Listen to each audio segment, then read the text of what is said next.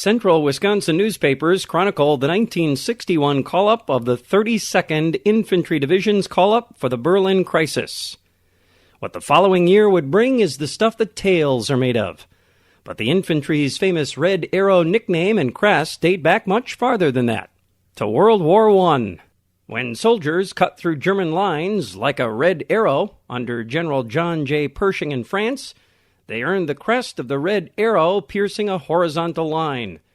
That nickname was solidified when the division registered 654 days of combat during World War II, scrambling through jungles from Buna, New Guinea to Okinawa, Japan, and participating in 6 engagements in 4 campaigns, reportedly the most of any division in the Pacific during the war.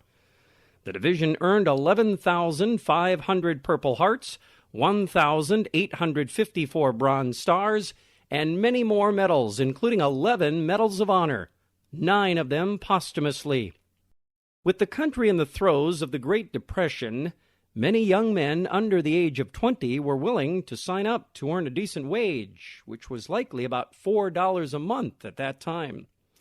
Red Arrow soldiers in World War II faced malaria, typhus, and dengue fever, which reportedly took its toll on 70 to 80% of the division.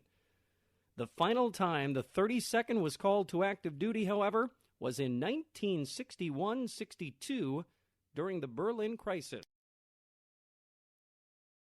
Said Wisconsin National Guard historian Major Brian Fultonson in his piece, A Crisis Hits Home for the National Guard, at the end of World War II, the 4 major Allied powers divided Germany into 4 sections, with the Soviet-held portion becoming East Germany. Berlin, the capital of Nazi Germany, was located in East Germany and was also split into 4 zones of occupation.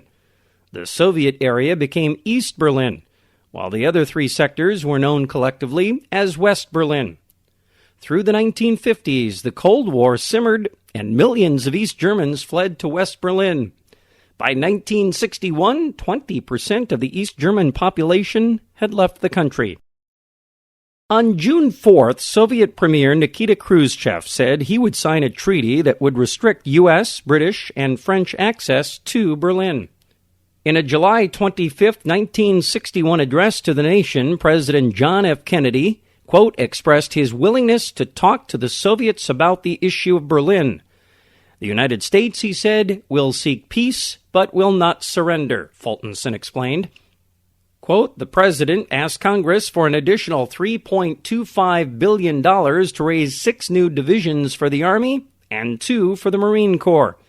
Kennedy sought an increase in the active component Army from 875,000 to 1 million troops, along with large increases to the Air Force and Navy. He planned also to call up the National Guard and reserves.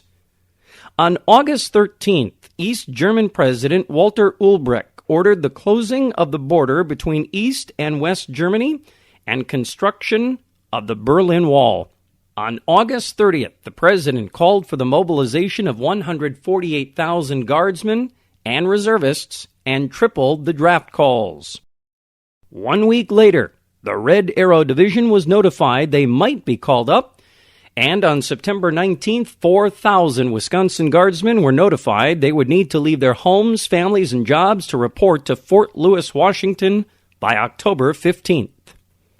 Fultonson explained after about a week at home station, an advance party flew to Fort Lewis, Washington to prepare for the division's arrival.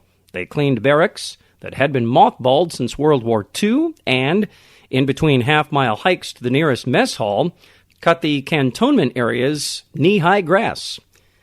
Back in Wisconsin, local guardsmen were making preparations at home.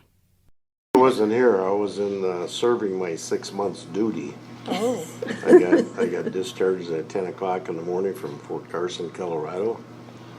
And about 2 o'clock in the afternoon, they had a news bulletin. We are activating everybody from the Wisconsin National Guard. Yeah. Had 13 days to get home and go back out again. I put my 6 months in. I got home in July, and 2 months later, we get called back up again. the Berlin crisis. First I heard of it was on the radio. What it was called. All I know is, well, I'm living and left back at Marshall 3 youngsters. And we had to walk guard around the armory up there until we left. And I don't remember when we started walking guard. Well, once we were called up and we loaded all the equipment and everything on the railroad cars, Yep. right on, well, actually where Veterans Parkway is where that railroad tracks went through. So we had to load all our trucks and howitzers and... Those riding the rail lines marched from the armory to the rail station and spent 3 days on the train to get to Fort Lewis. Fultonson added, in scenes reminiscent of those 21 years earlier, thousands tearfully watched their community's soldiers board one of 17 troop trains that would carry them into service for the nation, Fultonson added. 2,000 more journeyed via automobile across the Rocky Mountains in an era before interstate highways, and 1,500 experienced their first airplane rides on a chartered commercial carrier. Conditions were cramped as 4,000 reservists trickled in to fill out the division's strength to near 14,000. With classrooms pressed into barracks, training shifted outdoors during the area's notorious rainy season. Most of these buildings had not been used since the war and possessed few amenities. Hot water and furnaces were notably missing. Supplies and equipment were slow to arrive, and there was much idle time as the division was brought up to strength and adjusted to active duty.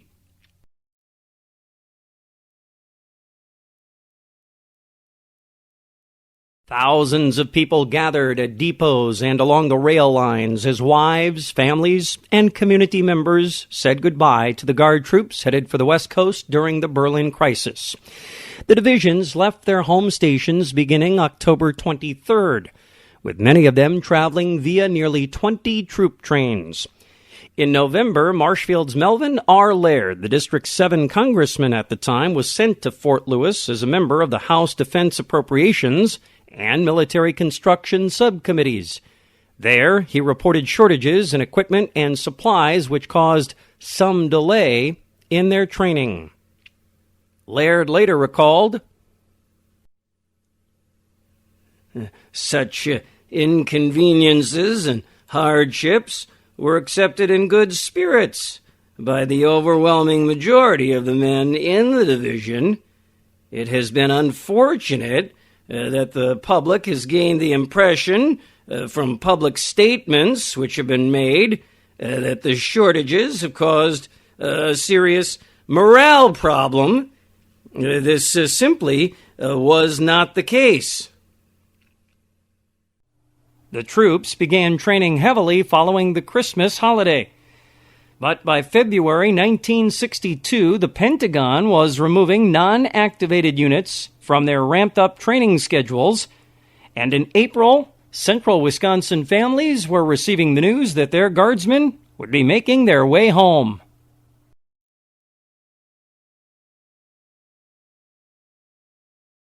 But most of the division's service members were from the state of Wisconsin, with many coming from central Wisconsin. The members of Battery A, Battery B, and Headquarters have stayed close through the years, with reunions from 10 years later and on, until their 60-year reunion in October of 2021. Thanks, Joel, and I want to add my personal thanks to what Joel has already said about the committee.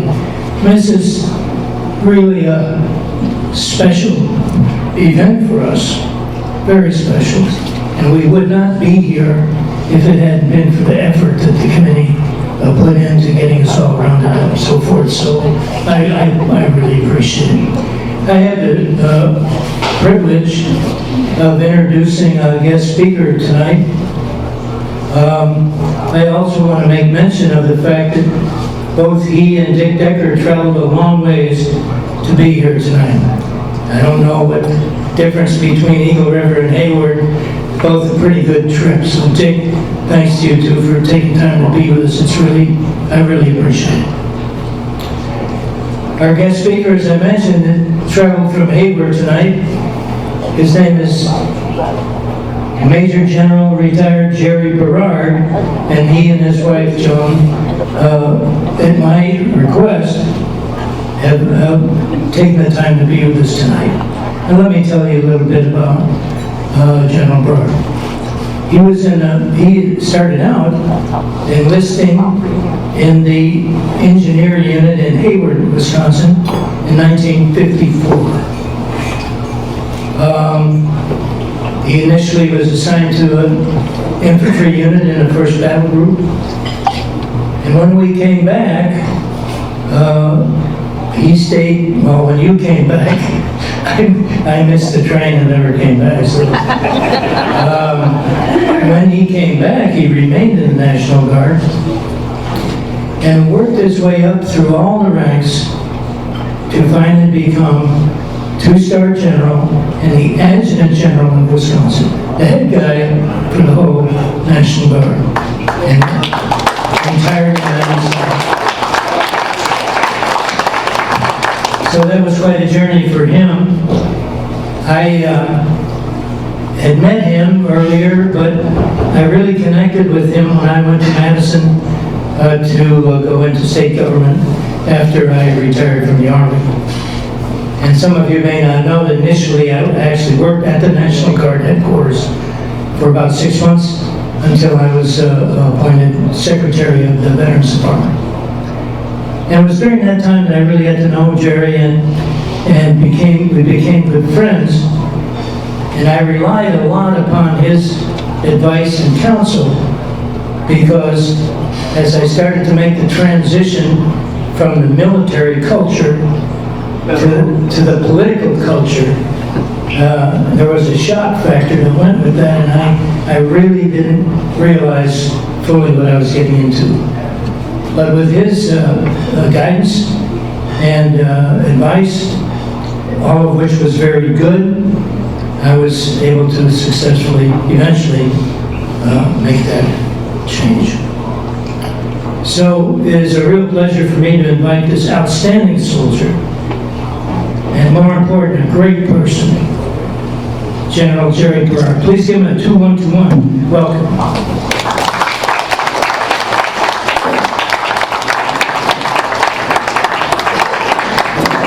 Thank you, Ray.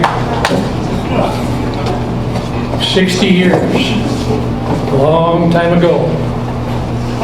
I know there's a few things that happened a few weeks ago I don't remember, but I remember exactly where I was and what happened when we heard that the 32nd Infantry Division was being mobilized. First I heard is, why the 32nd? Well, it's because it was the best infantry division in the National Guard, and it was. Next thing I heard, where's Fort Lewis? Pretty soon, hey, we're going to the World's Fair. Yes, we were excited, but there were challenges too. Married, jobs, some were still in school. Those challenges were met. I grew up in Hayward. Population then about 1,300. Hayward was known as a guard town. The mayor, leading citizens, future sheriff, all World War II veterans provided strong leadership. And when you turned 17, you were able-bodied. They leaned on you hard.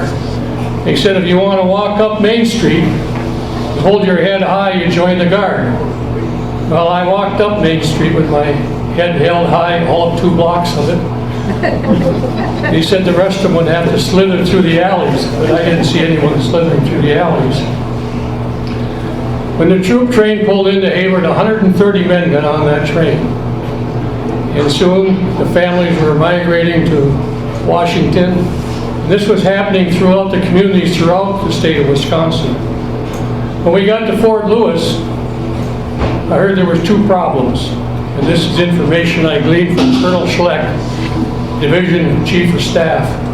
He said the first one with a little bit of a smirk, he says, we ran out of beer. Well, Olympia Brewery Company put on another shift and took care of that problem. But he said another problem, he says, we had so many soldiers that were not trained in their MOS. And soon they were traveling to all the schools, the military schools throughout the United States. I know I was soon on a plane loaded lieutenants going to Fort Benning for infantry officer basic school. So the first couple months out there was more individual training, unit training. All of a sudden it was Christmas. When we came back, first of the year, we started the combined arms training. And you know, we hit the field and we hit the field hard. And we worked to become STRAC. And around the middle of February, we became STRAC. But we still continued on with exercises, after exercises in the field.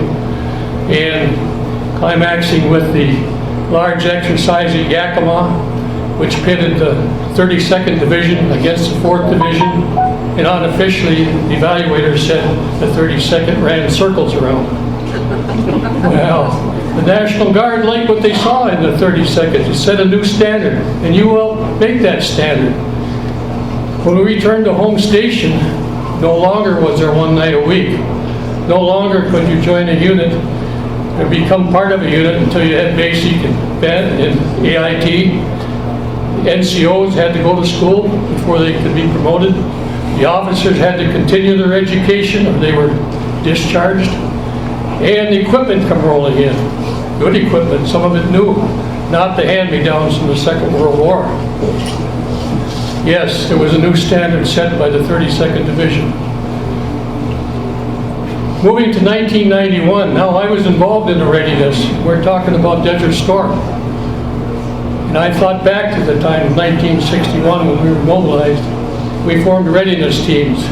We had an admin team that went into every unit that was mobilized immediately and went through their records and made sure their records were 100%. We also had a family team that went in and set up a strong family support program. We also had a legal team that went in, worked with wills, talked to employers, disgruntled employers, they explained the law to them, and that carried on. And all those units deployed in a very short time after mobilization, and they all did well. And the National Guard today has been deployed a lot, and they continue to do well. The active Army says over and over, they cannot do their mission without the Army National Guard. Back prior to us returning to home station, the active Army made a recruiting drive to recruit the youngest and brightest officers in the 32nd Division. And they got about 50 of them. And Ray Bolin was one of them. Ray stayed extended on active duty and had a very successful military career. Toured Vietnam. As a full colonel, he commanded an aviation brigade.